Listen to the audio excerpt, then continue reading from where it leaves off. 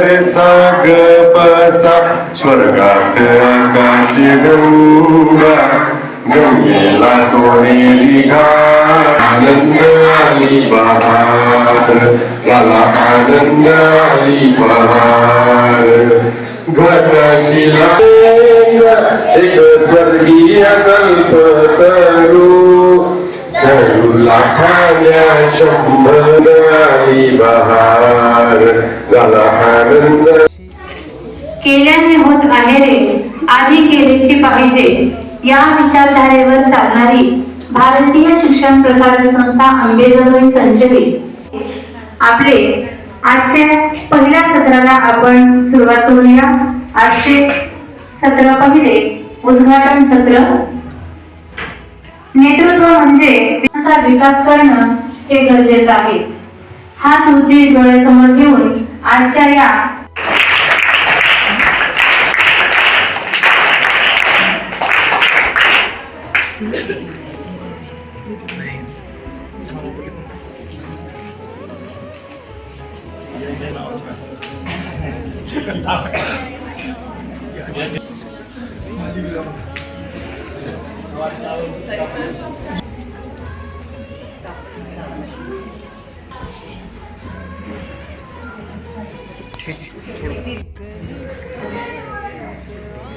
त्याचबरोबर आज लोकमान्य टिळक व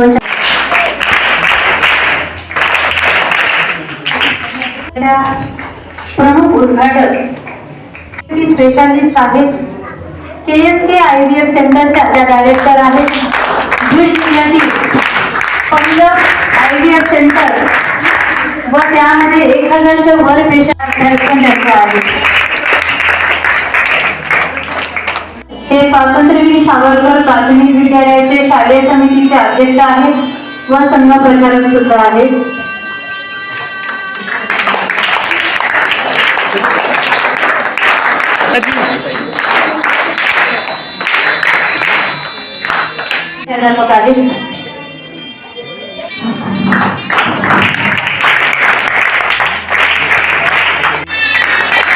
धन्यवाद।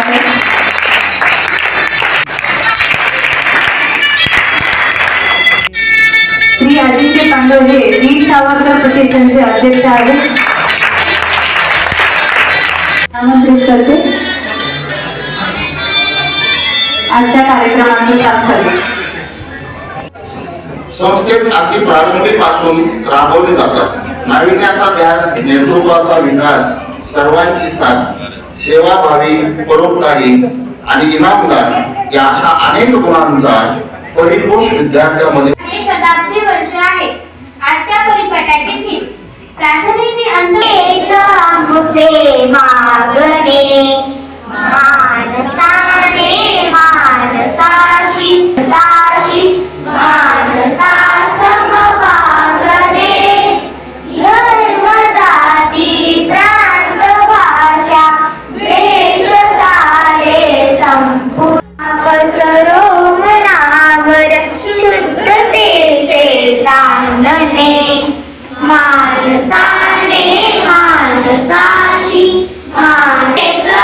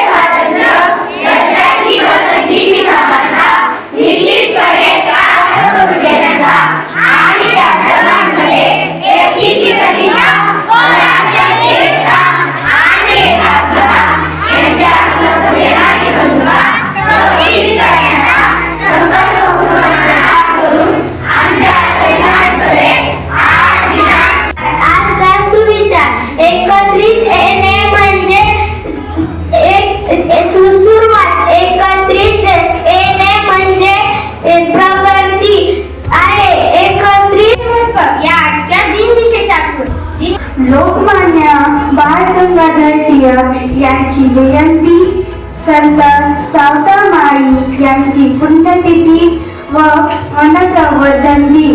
धन्यवाद. सृष्टी भवन.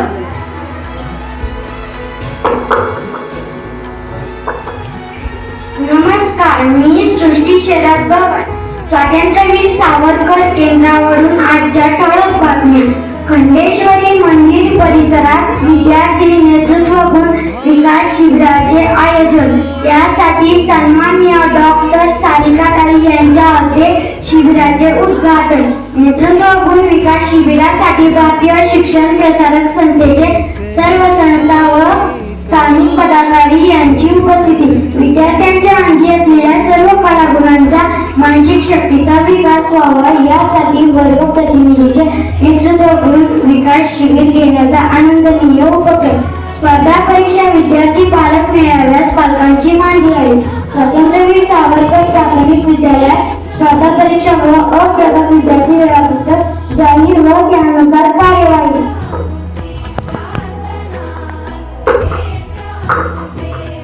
पालकांनी समाधान व्यक्त केले. माता पालक संघाच्याही नेतृत्व गुण विकास शिबिरानं सक्रिय सहभाग. या शिबिरासाठी पावसाळ्यांनी दमदार हजेरी लावली. श्रावण महिना सुरुवातीलाच पावसाच्या सरी बरसल्या. विदर्भ आणि मराठवाड्यात अतिवृष्टी.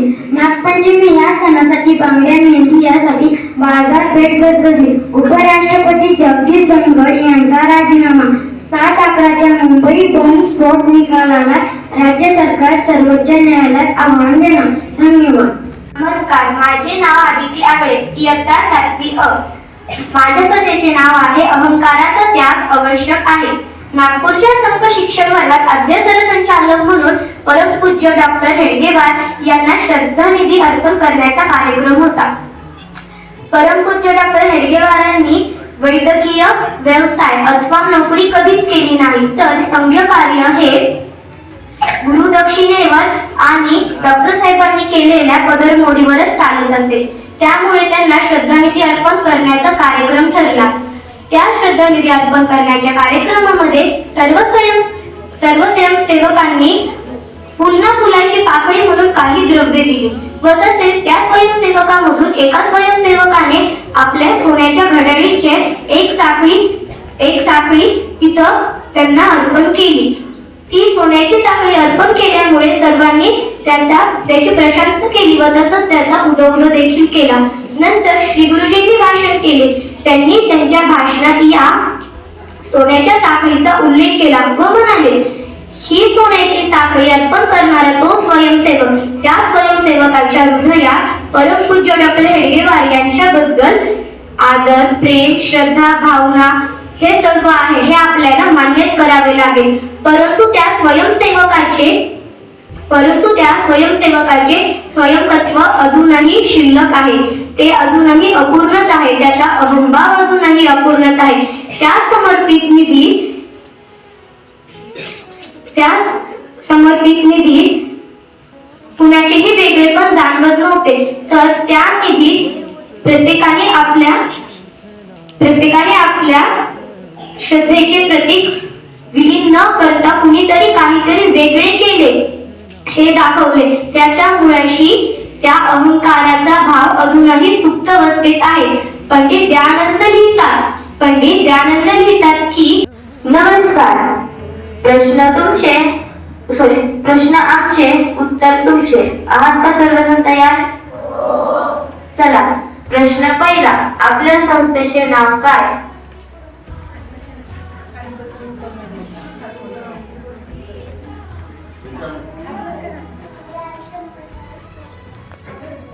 बरोबर. शेपरीत वाक्य कोणते?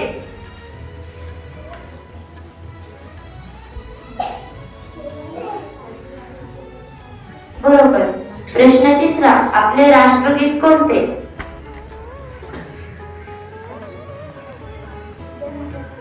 बरोबर. प्रश्न चौथा, आपली शाळा कोणत्या क्रांतिकारकांच्या नावाने ओळखली जाते?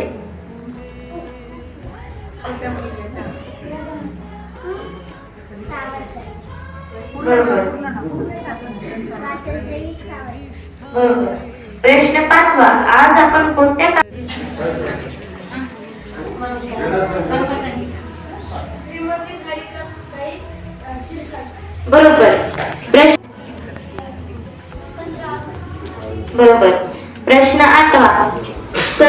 समाजाच्या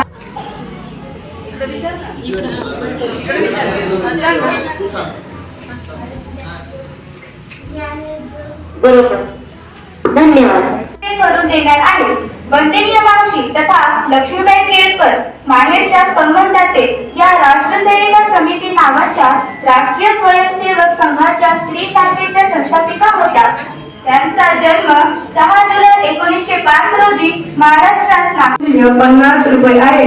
पुस्तक प्रकाशनाचे नाव आहे. तसेच कार्यकर्ता या पुस्तकाचे एकूण 64 पाने आहेत. या पुस्तकात दत्तोपंतजी ठेंगडी यांचा संघ प्रचारक म्हणून त्यांनी केलेले अखिल भारतीय संस्थापक या नात्याने हिंदूची गुण विकास शिबिर या कार्यक्रमाच्या उद्घाटन सत्रात माननीय डॉक्टर श्रीमती सौ सारिकाताई क्षीरसागर यांच्याशी थोडंसं हितगुज साधणार आहोत. या निमित्ताने आपण त्यांच्याशी थोड्याशा गप्पा गोष्टी देखील करणार आहोत. चला तर मग सुरू करूया. ताई आम्हाला सांगाल? येस. नमस्ते सिद्धी आणि आदिती. सर्वप्रथम सगळ्यांना आज आपले सर्वांचे आवडते लोकमान्य बाळ गंगाधर टिळक यांच्या जयंतीनिमित्त आणि चंद्रशेखर आझाद यांच्या जयंतीनिमित्त शुभेच्छा देते.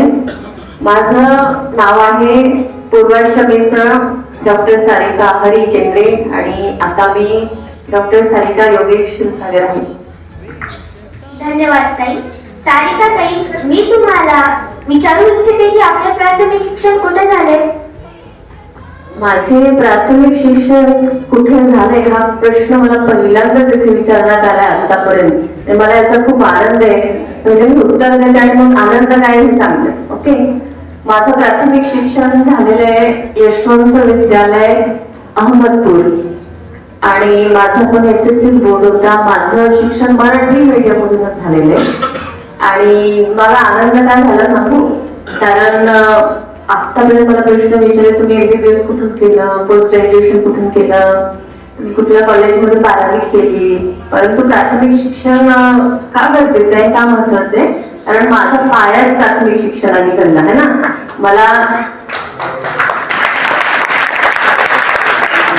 तुमच्या वयातच मी ठरवलं होतं आणि मी तिथून शिकले की मी पुढे काय आणि कशी बनणार म्हणून. धन्यवाद ताई. ताई, लहानपणी तुम्हाला कोण व्हावेसे वाटत होते किंवा ज्यावेळेस तुम्ही आमचे एवढे अर्थातच विद्यार्थी तोषित होतात त्यावेळेस तुम्हाला कोण व्हावेसे वाटत होते? खरं सांगू, इंदिरा गांधी. पण ते काही शक्य नव्हते. त्या माझ्या आयडल होत्या. पण मला IAS व्हावं वाटायचं. कलेक्टर होण्याचं स्वप्न बघत बघत मी 11वी पर्यंत अभ्यास केला. त्यानंतर थोडे बदल झाले. धन्यवाद ताई. ताई, तुमच्या वैद्यकीय क्षेत्रात येण्याची प्रेरणा तुम्हाला कोणापासून भेटली? वैद्यकीय क्षेत्रात येण्याचं मी ठरवलं 11वीला. 11वीला जेव्हा मी क्रॉप सायन्स घेतलं आणि मॅथ्सशी माझा संबंध तुटला आणि मग मी बायोलॉजी घेऊन डॉक्टर होण्याचं ठरवलं. ते ठरवताना मला खरं त्रास झाला कारण मला कलेक्टर व्हायचं होतं की नाही. परंतु मग हे डॉक्टर कसा व्हायचं. मग मला माझे वडील समोर दिसले. माझे वडील जनरल प्रॅक्टिशनर आहेत अहमदपूरला. आता त्यांचं वय 74 वर्ष. जनसेवा म्हणून डॉक्टरकडे बघितलं. त्यांनी अक्षरशः 20 रुपये 10 रुपये फीस घेऊन सुद्धा पेशंट्सला ट्रीटमेंट दिलेली. आणि काही पेशंट असे गरीब पेशंट्स पण माझ्या वडिलांकडे यायचे. तेव्हा वडिलांनी त्यांना फीस माफी सुद्धा केली. म्हणजे जवळपास 50% पेशंट त्यांच्याकडे फीस माफी घेऊन यायचे आणि कधीही त्यांनी फीस मागितली नाही गरिबांकडे. आणि मी जेव्हा त्यांना बघायचे की एक साधारण वेशभूषा असलेले माझे वडील साधे गोळे होते. विश्व हिंदू परिषदेचंही काम ते करायचे. आणि जेव्हा ते रस्त्याने जायचे, कधी चालत जायचे, कधी त्यांच्या स्कूटरवर जायचे ना, तेव्हा आमच्या शहरातील लोक त्यांना देव म्हणायचे, येऊन पाया पडायचे.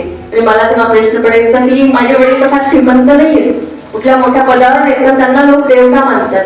मग मला लक्षात आलं की त्यांनी जी वैद्यकीय व्यवसायातून जी लोकसेवा केली त्याच्यातून त्यांना हे पुण्य मिळत आहे आणि तेच माझे प्रेरणास्थान होते आणि त्यांच्यामुळेच मी आज डॉक्टर आहे. धन्यवाद ताई. सारिका ताई, घर, सामाजिक कार्य, राजकारण या सर्वांची सांगड कशी घालता, या सर्व जबाबदाऱ्या कशा पेलता? तारेवरची कसरत आहे. परंतु तारेवरची कसरत करावीच लागते. एखादी गोष्ट आपल्याला मिळवायची आहे तेव्हा आरामात बसून जमतं का? नाही. तर मल्टिपल टास्किंग ही आपल्या प्रत्येकाच्या आयुष्यात असते, मीच नाही. आज तुमच्या टीचर आहेत, मॅडम आहेत, त्या पण घरचं सगळं काम करून आल्यात, त्यांची पण मुलांचं ते बघून आल्यात. तुझी मम्मा पण सगळी करते की नाही? सगळ्यांचे तुमच्या आया, माझ्यासमोर खूप माता भगिनी पालक बसलेले आहेत, त्या पण एकाच वेळेस बऱ्याच कामं हँडल करत असतात आणि हे करावंच लागतं. त्यासाठी माझं एकच उत्तर असं राहील की टाइम मॅनेजमेंट.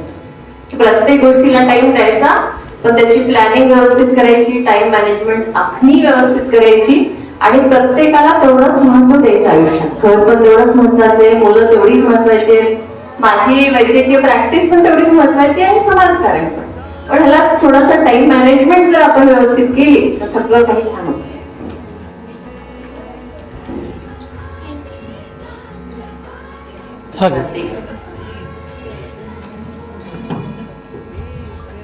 थँक्यू ताई. असा एखादा प्रसंग सांगा ज्या वेळेस तुम्हाला कुटुंबापेक्षा कर्तव्य श्रेष्ठ वाटले. कुटुंबापेक्षा कर्तव्य श्रेष्ठ. आता माझी कर्तव्य दोन होती. एक तर मी वैद्यकीय शिक्षण घेतलंय, त्यामुळे मला मी प्रॅक्टिस करायची. माझं इन्फर्टिलिटी सेंटर आहे, IVF सेंटर. आणि एक दिवस असं झालं की माझा छोटा मुलगा जो आहे जवळपास 3 आठवड्याचा होता, जस्ट जन्मला होता. आणि त्यावेळेस मला एक इमर्जन्सी केस आली हॉस्पिटलमध्ये. मग मी पेशंट, ती माझी जुनी पेशंट, IVF एक प्रोसेस असते त्यातून ती गेलेली पेशंट, म्हणजे ती माझ्याकडून सोडून कोणा डॉक्टरकडे जायला तयारच होईना. आणि माझा मुलगा होता फक्त 3 आठवड्याचा, छोटं बाळ, आणि ते प्रीटर्म होतं, म्हणजे वेळेच्या आधी जन्मलेलं बाळ, म्हणजे त्याला फार काळजी घ्यावी लागते. तर अशा प्रसंगी मला आठवतं मी माझ्या तान्या बाळाला घेऊन हॉस्पिटलमध्ये गेले आणि तिथे त्याला झोपवलं असं बस, आणि त्याला एकटं त्या रूममध्ये सोडून मी ऑपरेशन केलं होतं त्या पेशंटचं.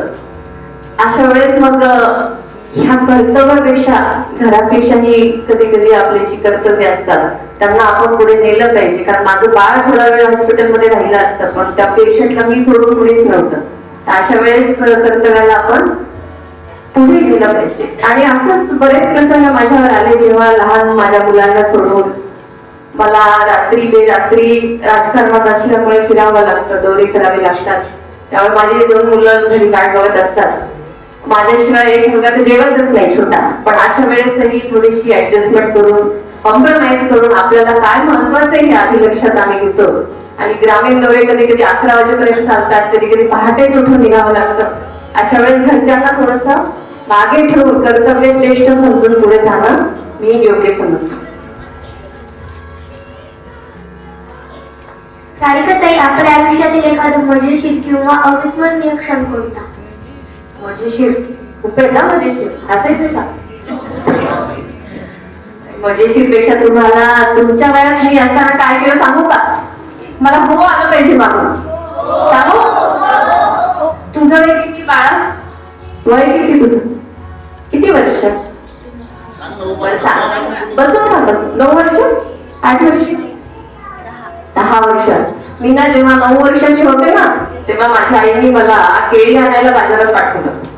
आणि मी बाजारात गेले आणि मला तिथे ना, जेव्हा मी परत येत होतो, मी आणि माझी मैत्रीण दोघी 9 वर्षाच्या, तेव्हा आम्हाला एक 3 वर्षाचं बाळ ना असं रडताना दिसलं केळीच्या स्टॉलच्या समोर. आणि ते एकटंच होतं. आणि 3 वर्षाचं बाळ, आता मला वाटलं मी काय करू, मी पण छोटी, तो पण छोटा, पण मी त्याच्यापेक्षा मोठी होते की आता आपण काय केलं पाहिजे. आणि थोडं सामाजिक काम करण्याची सवय आणि आवड त्या वयातच होती मला. त्यामुळे मी काय केलं, 3 वर्षाच्या मुलाला सोबत घेतलं आणि घरी घेऊन आले. माझी आई दारातच उभी. हे काय, कोणाला आणलंस? म्हणलं आई, हे 3 वर्षाचं बाळ एकटंच रडत थांबलं होतं. मी खूप वेळ बघितलं, मी कुणीच आलं नाही त्याला घ्यायला. मी त्याला घरी घेऊन आले. मला असं वाटलं की हा बाळ हरवलाय आणि आपण याची मदत करू. तर माझी आईने मला ओरडली नाही, तिने शाबासकी दिली मला. ती म्हणजे की बरं झालं बेटा तू आणलं. आणि तिने तिच्या घरच्या आमच्या नंबरवरून पोलिसांना फोन केला. तेव्हा पोलिसांमधल्या एका महिला पोलीस इथे आल्या आणि त्या बाळाला घेऊन गेल्या. आणि मला आनंद होतो. आता मी ताई यांचं काहीतरी करा. तेव्हा मला असं वाटलं, आणि आपण त्या हॉस्पिटलच्या एका रूम मध्ये बंद राहून ज्या गोष्टी आपल्याला दिसत नाही ते बाहेर मोठी मोठी संकट आहे. तर ह्या 3 मुलांच्या शिक्षणाचा खर्च मी आता ते बघून जे दुःख मला तिथे दिसलं, मग मी ठरवलं की आपण आता समाजात उतरलं पाहिजे. प्राथमिक शालेय समितीचे अध्यक्ष प्राध्यापक एस.एन. सर, माध्यमिक शालेय समितीचे अध्यक्ष मार्गदर्शक पाठ्यक्रमाची वरिष्ठ महाविद्यालयाचे प्राचार्य बायगांकर सर आणि दोन्ही मुख्याध्यापक, तसंच आज मुद्दामून या शिबिराला अजिंक्य पांडवाणी, डॉक्टर अजय जोसारी या आजच्या शिबिरासाठी इथं उपस्थित आहात. आपलंही मी मनपूर्वक आभार मानतो, कारण की आपण एवढा वेळ काढून या ठिकाणी उपस्थित झाला आणि एक 2-3 सत्र जर आपल्या सगळ्यांना पाहायला मिळत म्हणून माझी मातृशक्तीला विनंती आहे की आपण एक 2-3 सत्र तरी त्या ठिकाणी थांबावेत आणि त्याचा अनुभव घ्या. बोलायचं वेगळं होतं, परंतु सांगितलं तेवढं पुरेसे नाही. आज दिवसभराचं हे सत्र किती वेळाचं आहे? हे किती वेळाचं? 1 तास. म्हणजे दिनचर्या ठरलेली आहे सगळ्या दिवसभराची. डॉक्टर कोणी असला तरी 1 तास झाली की शिफ्ट. आणि सारिकेतांची उंची किती आहे हे आपल्या लक्षात आलं. विचारांची उंची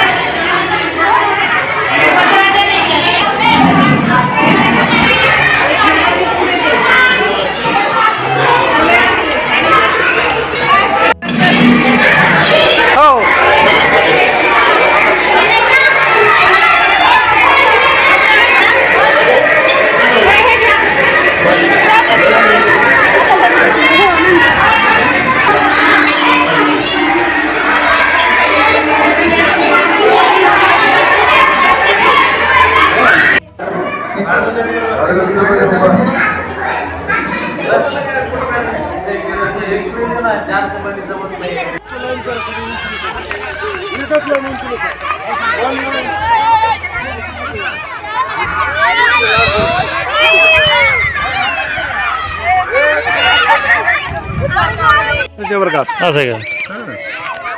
मला म्हणजे पालकाला त्याला बोलायचंय.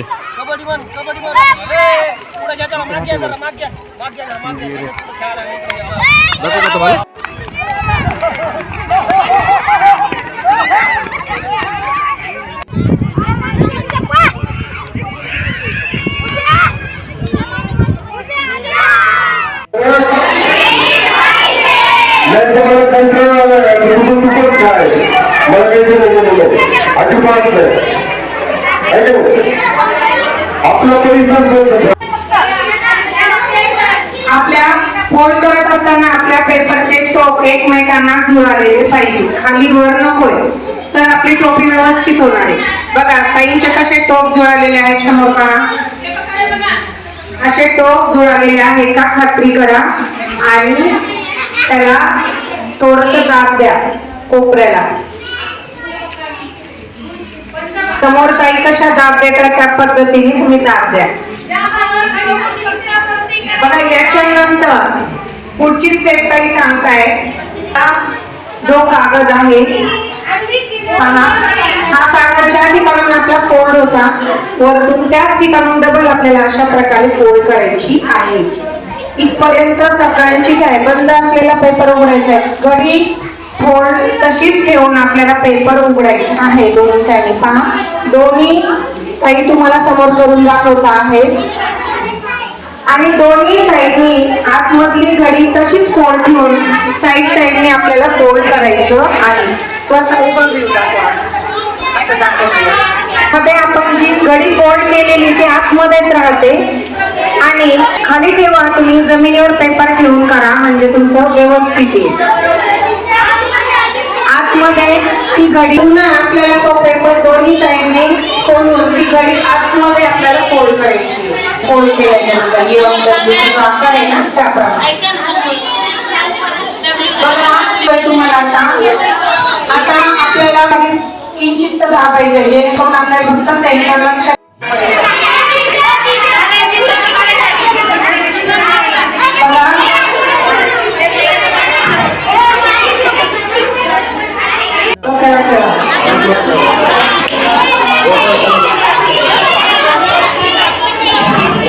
चला नक्की शाबास.